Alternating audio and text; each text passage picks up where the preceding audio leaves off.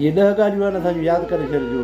तो इहो बादाम खाइण सां अकुलु अचे या न अचे, पर पंजनि ऐं परावनि खां धोखे खाइण खां पोइ अकुलु ज़रूरु ईंदो।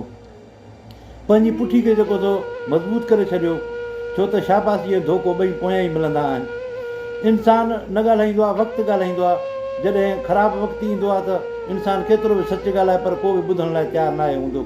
अॼुकल्ह जे दौर में जेको सो ज़ख़्मनि ते मरहम रखण वारा थोरा हूंदा आहिनि, पर ज़ख़्मनि ते जेको सो लूणु बुरकण वारा घणा हूंदा आहिनि।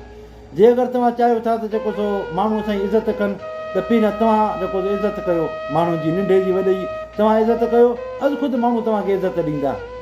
ऐं उन खां अलावा पंहिंजे ख़ानदान खां वधीक का बि मिल्कियत कान्हे का, छो जो ॿिया माण्हू तव्हांजी ख़ुशी जे ग़म में ईंदा, 5 मिंटनि लाइ वेही हलिया वेंदा, पर पंहिंजो ख़ानदान तव्हां सां गॾु हूंदो।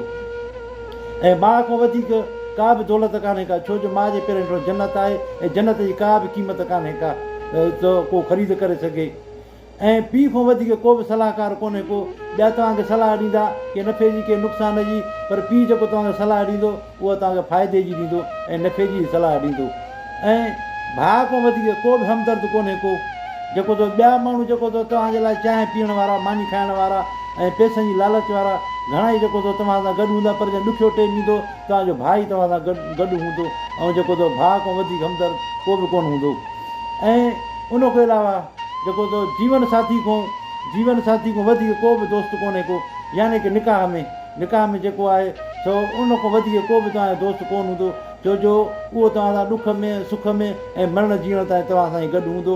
ॿिया त जेको 4 ॾींहंनि जो चस्को हूंदो आहे, बसि उन खां पोइ तव्हांखे छॾे वेंदा। खणी तव्हां वटि पैसो हूंदो त तेसि ताईं तव्हां सां गॾु आहिनि, पोइ तव्हांखे छॾे वेंदा। ऐं जेको त जीवन साथी आहे, इन खां वधीक को बि दोस्त कोन्हे को। त दोस्तो, अगरि असांजी वीडियो पसंदि अचे त लाइक ऐं शेयर कजो। असांजो फेसबुक पेज अथव हुनखे फॉलो कजो, ऐं असांजो यूट्यूब चैनल अथव हुनखे सब्सक्राइब कजो।